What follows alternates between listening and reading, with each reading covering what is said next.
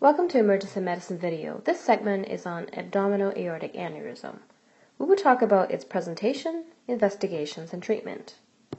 AAA is defined as the dilatation in the abdominal aorta that's more than 3 centimeters. In terms of their location, most of them are found below the renal arteries and above the iliacs. As the AAA grows, it's more likely to rupture. The risk of rupture increases when the AAA is more than 5 cm in diameter. As it ruptures, the patient exsanguinate. Therefore, AAA is a must-not-miss diagnosis in the emergency department. There are a few risk factors for AAA.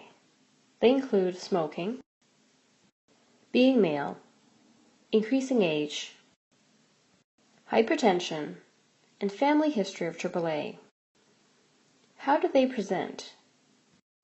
The presentation of AAA can be divided into unruptured and ruptured AAA. Unruptured AAA is usually asymptomatic until they expand. When they do, the patient usually complains of pain. It's usually in their back, flank, abdomen, and sometimes radiate to the groin. On examination, the patient's vital signs should be normal. You might be able to palpate a pulsatile mass in the abdomen. When they rupture, the presentation is much more dramatic. The patient may still be complaining of pain in their back and flank area. Now the pain is much more severe and continuous. On examination, the patient is in shock. You will see hypotension, decreasing tissue perfusion, tachycardia, and decreased level of consciousness. The patient with a AAA that's ruptured is a very sick patient. How do we diagnose the AAA? We diagnose it by diagnostic imaging. We'll talk about ultrasound and CT. Ultrasound can be done by the bedside. It is useful for diagnosing the dilated aorta, therefore finding where the aneurysm might be. However, on ultrasound, we cannot tell whether the AAA has ruptured or not. That is because when AAA ruptured, it tends to go into the retroperitoneal space, and therefore it cannot be picked up by the bedside ultrasound. On an ultrasound, a AAA will look like this. This is an ultrasound still image of a transverse look at the aorta. This is the abdominal wall, and patient's right and left as shown. This black circle here represents a AAA. When measured, the diameter is about 6 cm. Bedside ultrasound is a quick and easy way to diagnose AAA. It can be done quickly, and it can also be done in patients who are unstable. However, it is not a perfect test. We talked about before how it will not tell you whether it has ruptured or not, even though you might be able to tell that from the clinical symptoms of the patient. It won't tell you where it has ruptured.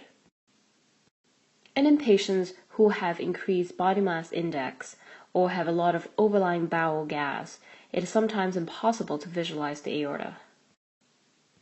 Let's talk about CT. The sensitivity of CT for AAA is almost 100%.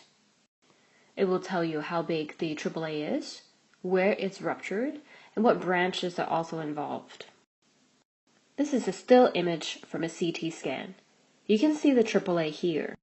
You can also see retroperitoneal blood. The limitation of CT scan is that the patient needs to be stable enough to leave the emergency department. It also requires IV contrast. How do we treat a AAA? AAA should be treated by surgery.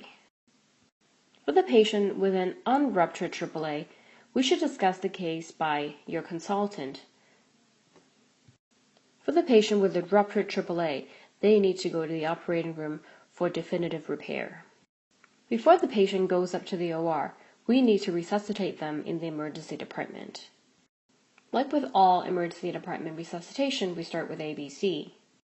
If the patient's airway is not patent and if they're not ventilating properly, You may choose to intubate them and take over their ventilation and oxygenation. The main focus will be circulation.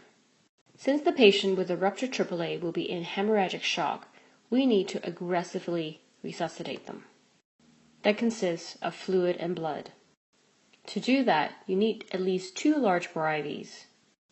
In terms of fluid, usually 1 to 2 liters of crystalloids is given. After that, and usually at the same time, 2 units of blood will be given in the patient before they go up to the operating room, since we're expecting them to have bled a lot internally. We also expect them to have more ongoing blood need in the operating room. Therefore, we can order more units of packed red blood cells. And since the patient will likely undergo a massive transfusion, platelet and FFP is something that the anesthetist will probably order in the operating room.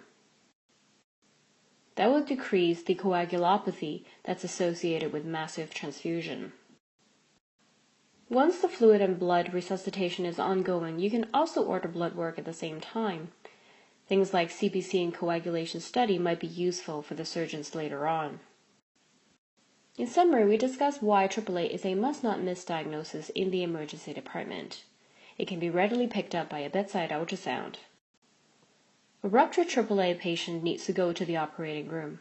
However, we still need to resuscitate them aggressively before they do so. We hope you find it useful. Thank you for watching.